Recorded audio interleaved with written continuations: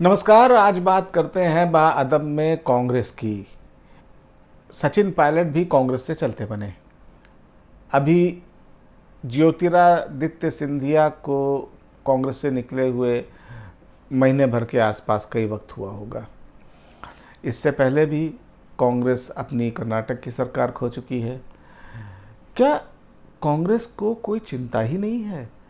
जो सरकारें उसके लिए इस समय सबसे बड़ा ताकत का स्रोत है, वो एक के बाद एक चली जा रही हैं। कोई ध्यान ही नहीं दे रहा है। राजस्थान में लड़ाई इतने दिनों से चल रही थी, मुख्यमंत्री और उप मुख्यमंत्री के बीच में, अशोक गहलोत और सचिन पायलट के बीच में, लेकिन केंद्रीय नेतृत्व पता नहीं क्या कर रहा था कि बात यहाँ तक पहुँच गई। आज इसी पर हम बात करना चाहेंगे और इसके लिए हमारे साथ हमारे दो साथी हैं। जयपुर से वरिष्ठ पत्रकार नारायण बारेठ और दिल्ली से शरद गुप्ता, जो अमर उजाला के राजनीतिक संपादक हैं। जी। तो अभी मैं जरा शरद से एक सवाल पूछना चाहूंगा कि शरद, ये जो चल रहा है कुल मिलाकर कांग्रेस में, जिसमें जो है वो कभी जो है वो कह लीजिए इसको कि राजस्थान के पहले मध्य प्रदेश का या कर्नाटक का मसला, तो ऐसा नहीं लग रहा है कुछ कि कांग्रेस खुद अपने किले ध्वस्त किए जा रही है अपने हाथ से? उनको कोई परवाह ही नहीं है। इतने दिनों से वहां पे राजस्थान में घमासान चल रहा था, लेकिन कोई सेंट्रल लीडरशिप की कोई चिंता ही नहीं है। जब से चुनाव हुए हैं, राहुल गांधी जो उस समय पार्टी अध्यक्ष थे, उन्होंने इस्तीफा दे दिया। उसके बाद से उन्होंने पार्टी से सिर्फ इतना मतलब रखा है कि वो ट्विटर पे मौजूद रहते हैं, प्रधानमंत्री से सवाल पूछते हैं, इसके अलावा और किसी बात से उनका कोई मतलब नहीं है। कार्यकारी अध्यक्ष सोनिया गांधी, वो अपने घर तक सीमित है क्योंकि उनकी तबीयत ठीक नहीं है और पार्टी के कार्यकलापों में उनका कोई दखल नहीं है। रह गई है प्रियंका गांधी, उनका कार्यकलाप सिर्फ और सिर्फ यूपी तक सीमित है। तो अब बाकी फिर कौन देखेगा? तो पार्टी के संगठन महासचिव है केसी वेणुगोपाल, वो इतने जूनियर पड़ते हैं पूरी पार्टी में कि उनकी बात कोई सुनने को तैयार नहीं है। बिल्कुल। तो आज ऐसा कोई भी व्यक्ति कांग्रेस में नहीं है जो अशोक गहलोत और सचिन पायलट दोनों को एक साथ बिठा के समझा सके कि भाई क्या प्रॉब्लम है, आपस में सुलझा लो। नहीं सुलझा सकते हो तो बताओ। भाई एक आदमी को बाहर करते हैं, चाहे पार्टी से बाहर करते हैं, प्रदेश से बाहर करते हैं। अगर दोनों में से एक व्यक्ति किसी को एआईसीसी का समझ लीजिए अध्यक्ष बना दिया जाता है, ऑल इंडिया अध्यक्ष, कि भाई कांग्रेस को आप खड़ी कीजिए अपने पैरों पे, हम लोग तो चलिए किनारे हो गए हैं, हमें सब लोगों ने रिजेक्ट कर दिया है, बीजेपी हमारे ऊपर प्रहार करती, आप आइए चलाइए आती, दूसरा आदमी प्रदेश चलाए।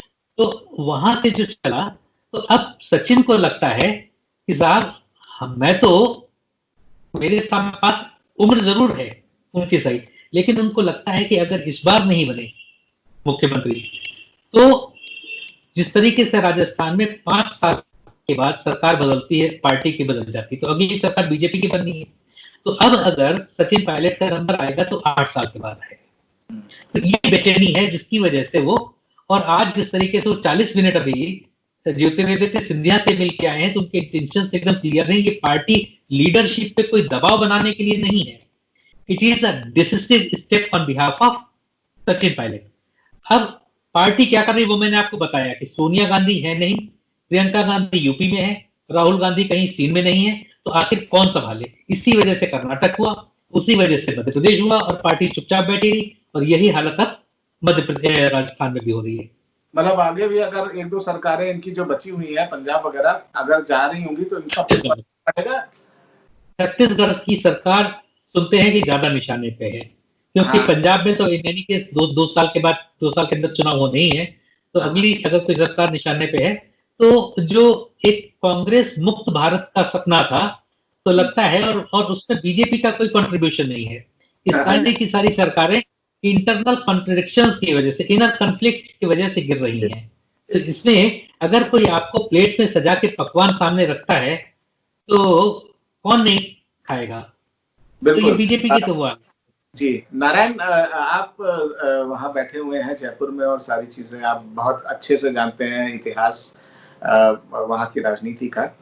अब क्या लगता है आपको कि ये जो झगड़ा हुआ दोनों का, और जो जब से सरकार बनी थी तब से मुख्यमंत्री और उप मुख्यमंत्री का झगड़ा चला आ रहा था लगातार, मतलब बीच बीच में कहीं समझौते सुलह के कुछ लक्षण दिखाई देते थे, इससे ज्यादा कुछ नहीं होता था, तो क्या ये सिर्फ ये वजह है कि सचिन पायलट मुख्यमंत्री नहीं बन पाए, या सचिन पायलट को भी अब अपना भविष्य कांग्रेस में नहीं दिखाई दे रहा है? देखिए, जो नई जनरेशन या नई लीडरशिप आई इतनी महत्वाकांक्षी है कि वो फास्ट फूड की तरह परिणाम चाहती है। आप सोचिए कि अशोक गहलोत जब पीसीसी चीफ थे, स्टेट कांग्रेस प्रेसिडेंट थे, उनके समय इतने इतने स्टालवार्ट थे, हरदेव जोशी, शिवचरण माथुर, जगन्नाथ पहाड़िया, बलराम जाखड़, बूटा सिंह, नवल किशोर शर्मा, नाथुराम मिर्जा, रामनिवास मिर्जा, ऐसे 20 नाम थे जिनकी राज्यव्यापी अपील थी, पर कभी ऐसा सीन नहीं बना है। और इसके पहले 2014 के पहले इनके पास जो कांग्रेस अध्यक्ष बनते आए हैं, वो कोई पहले एनएसयूआई में, यूथ कांग्रेस में, ब्लॉक में, डीसीसी में, पीसीसी में रहते हुए आए हैं। सचिन पायलट ऐसे हैं जो डायरेक्ट एमपी बने, डायरेक्ट यूनियन मिनिस्टर बने और डायरेक्ट पीसीसी चीफ बने हैं। इसलिए वो उनके पास समय है। एक जैसे व्यापारी दुकान में इन्वेस्ट करता है, वैसे पॉलिटिकल पार्टी अपने एक नेता में इन्वेस्ट करती है। अशोक गहलोत में वो इन्वेस्टमेंट हो चुका है और सचिन पायलट में पार्टी इन्वेस्ट कर रही थी, तो उनको इंतजार थोड़ा कर सकते थे वो, क्योंकि अभी उनको 1.5 साल हुआ है। ज्योतिरादित्य से फर्क है, ज्योतिरादित्य के पास कोई पोस्ट नहीं थी, सचिन के पास डिप्टी सीएम थे, उनके पास ग्रामीण और पंचायत विभाग था, उनके पास स्टेट कांग्रेस की अध्यक्षता थी, तीनों चीजें उनके पास थी, लेकिन वो चाहते थे सीएम वाला, जो मुनासिब नहीं था, क्योंकि कांग्रेस पार्टी को या गांधी परिवार को लगा कि अशोक गहलोत अनुभवी, उनके भरोसे के हैं सचिन के मुकाबले। तो ये जो लड़ाई है, ये आस्था विचारधारा के, कांग्रेस को अधिक ये सोचना चाहिए कि स्टेट प्रेसिडेंट कैसे चला जाता है।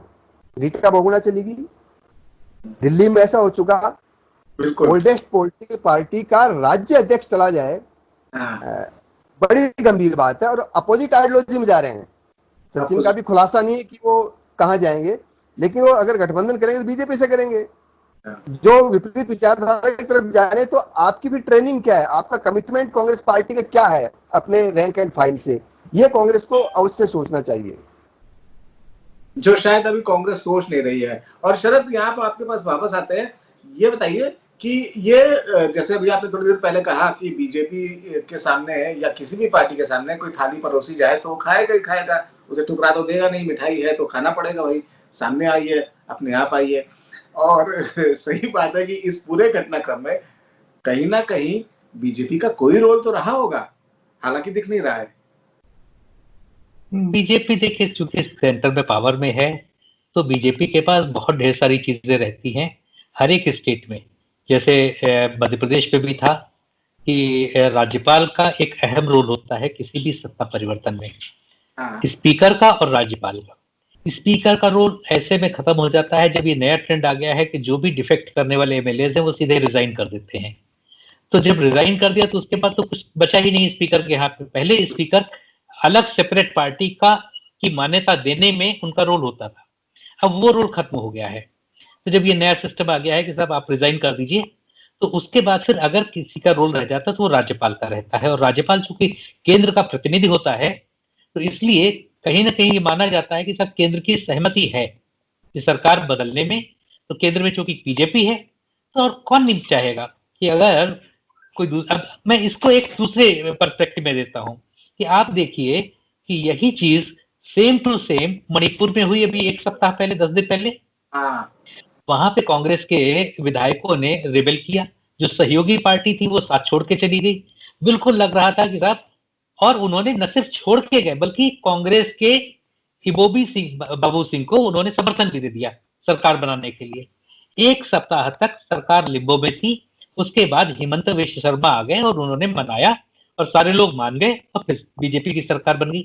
बिल्कुल। अगर यही सोचिए कि बीजेपी की जगह वहां पे अगर कांग्रेस विपक्ष में होती और बीजेपी की कांग्रेस की सरकार होती और बीजेपी विपक्ष में होती, एक दिन के लिए भी क्या जो रिबेल थे उनको रहने दिया जाता? तुरंत के तुरंत वो उन्होंने बीजेपी को ज्वाइन किया होता और बीजेपी की सरकार बन गई होती। और जैसे यहाँ पे रातों रात सरकार बदल जाती है, चाहे मध्य प्रदेश में, चाहे राजस्थान में या कर्नाटक में, आधी रात में सरकार बदल जाती है। तो वो इस तरीके की चीज मणिपुर में नहीं हुई, क्योंकि आप केंद्र में हैं, केंद्र में होने का आपको बहुत फायदा होता है, आपकी आपकी बहुत पावर्स होती हैं और उसका आप इस्तेमाल करते हैं। तो नारायण, क्या लगता है कांग्रेस की इस जो लड़ाई झगड़ा है, इसका फायदा बीजेपी को मिलेगा या लेगी वो इसका फायदा बिल्कुल साफ साफ तरीके से, या वो सचिन पायलट का राज्याभिषेक करा देगी और बाहर से कठपुतली नचाएगी? बीजेपी को हर सूरत में फायदा ये है कि कांग्रेस में जितना असंतोष हो, लड़ाई हो, उनका फायदा है। वो एक सहायक वातावरण बनाते रहते हैं जो जिसमें बीजेपी कांग्रेस के डिफरेंसेस सामने आए, उनको मतभेदों को उभारा जाए, उनका जो भी सेल है, मीडिया सेल, आईटी सेल, उनके जितने लोग हैं वो ये सब करते हैं। इस पूरे घटनाक्रम में कांग्रेस को नुकसान, अशोक गहलोत को नुकसान, इन दोनों को नुकसान होगा। सचिन पायलट का अभी तय होगा कि वो क्या रास्ता अख्तियार करते हैं, फिर उससे उनकी छवि का तय पड़ेगा। जब ये सरकार बनी थी उसके बाद से बीजेपी नेता कहने लगे थे कि ये सरकार अपने अंतर विरोधों से गिर जाएगी। ये बेमौके पे ये कहते रहे हैं और उनकी निगाहें अशोक गहलोत पे अधिक भी है, क्योंकि गुजरात में वो चुनाव प्रभारी होके गए थे और वहां बीजेपी हारते हारते बची थी। वहां अहमद पटेल के चुनाव की निर्णायक लड़ाई थी, अशोक गहलोत उसके मैनेजर थे। कर्नाटक में अशोक गहलोत मैनेजर थे, तो उनकी निगाहें अशोक गहलोत पे अधिक थी। और सचिन पायलट और उनके बीच में मतभेद हो तो उनको सुखद लगेगा, अच्छा लगेगा। ये भी एक पहलू है कि बीजेपी के लिए राजस्थान एक ऐसा राज्य है जहां उत्तर भारत में कांग्रेस ने अपना थोड़ा बहुत अपना आधार बचा के रखा है वोटों का। अगर वो टूटता है, वो स्ट्रक्चर वो ढहता है, चाहे उनकी सरकार न बने, किसी और की बन जाए, तो उनको दीर्घ काल का फायदा होता है। तो उनकी निगाहें वो एक बहुत कुशल पार्टी है, उनका प्रबंधन बहुत अच्छा है, वो चीजों को सिंगल हैंडेडली डील करते हैं। कांग्रेस में 10 पंच होते हैं, इसी का खामियाजा कांग्रेस भुगतेगी, इसका फायदा बीजेपी उठाएगी। तो नारायण, अगर जैसा दिख रहा है और जैसा फिलहाल अभी की जो हालात है उसके हिसाब से कि सचिन पायलट शायद अलग एक पार्टी बना लेंगे या कम से कम अभी बीजेपी में जाने की कोई बात नहीं हो रही है उनकी, जिस तरह ज्योतिरादित्य सिंधिया गए थे, तो उसके बाद क्या मजबूती उनके साथ दिखाई देती है उनके राजनीतिक कद को देखते हुए और राजनीतिक रसूख को देखते हुए और पूरे राजस्थान पर जो पॉलिटिकल असर है उसको देखते हुए? देखिए, अलग पार्टी बनाना तो उनको रणनीतिक तौर पे ठीक लग रहा है, ये बीजेपी को भी ठीक लगता है कि वो पीछे सपोर्ट करे, वो अपने ऊपर ये तोहमत न लगवाए कि हम इसके बीच में खिलाड़ी हैं। सचिन पायलट के लिए राजस्थान एक नया क्षेत्र है। मेरे ख्याल में राजस्थान वो घूमे ही पीसीसी बनने के बाद पहली बार थे, वो गिनाते भी थे कि मैं 5 लाख किलोमीटर घुमा हूँ। आदमी तब याद रखता है जब वो पहली बार आता है। उनके लिए एक नया स्टेट भी है, तो वो एक रीजनल पार्टी कोशिश करेंगे, लेकिन ये उनको पता है, या जितने पॉलिटिकल पंडित हैं मानते हैं कि राजस्थान एक क्षेत्रीय पार्टी के प्रयोग को कभी स्वीकार नहीं करता है। इसलिए टाइम बीइंग फेस सेविंग के लिए कि बीजेपी के साथ नहीं हूं, या कांग्रेस अभी बुला करके मुझे और दिलवा दे तो मैं अपने लोगों को साथ ले आऊं, मेरी अभी भी लड़ाई है, वो ऐसी स्थिति बनाए रखना चाहेंगे कि जिसमें वो निर्णायक हैं, मैं इधर भी नहीं हूं उधर भी नहीं हूं, उनको पता वो किधर है। वो ओथ का इंतजार है उनको। अगर कांग्रेस कल कह दे कि आपको शपथ दिला रहे हैं, तो वो कहेंगे बीजेपी एक सांप्रदायिक पार्टी है। और अगर बीजेपी वो सहूलियत दे देती है तो कहेंगे मैंने विकास के लिए समझौता किया है, सुलह की है। लेकिन ये घातक भी पड़ सकता है, ये प्रयोग उनके लिए ये भी मुनासिब है। चलिए, बहुत धन्यवाद नारायण जी आपका, और शरद आपका भी। आप लोगों ने बाअदब में हमारे साथ शिरकत की, और हम और भी बहुत सारी चीज़ों पर, बहुत सारे विषयों पर बात करते रहेंगे। और नारायण जी, अभी राजस्थान का घटनाक्रम अभी जारी है और अगले 2-3 दिन काफ़ी इम्पोर्टेंट है, तो हम आपसे बार बार बात करेंगे। ये थे हमारे साथी नारायण बारेट और शरद गुप्ता। कांग्रेस इस उठापटक के बीच में क्या कर रही है, इसका अब तक कोई किसी को बिल्कुल पुख्ता जानकारी नहीं है। देखना यह है कि सचिन पायलट आगे चल करके अलग पार्टी बनाने की बात तो वो कर रहे हैं, बीजेपी का साथ किस तरह से लेंगे ये बहुत इम्पोर्टेंट है। ये घटनाक्रम बहुत तेज़ी से घूम रहा है, हम इस पर लगातार बात करेंगे और कल हम इस पर ताज़ा अपडेट के साथ आपके पास फिर आएंगे। नमस्कार।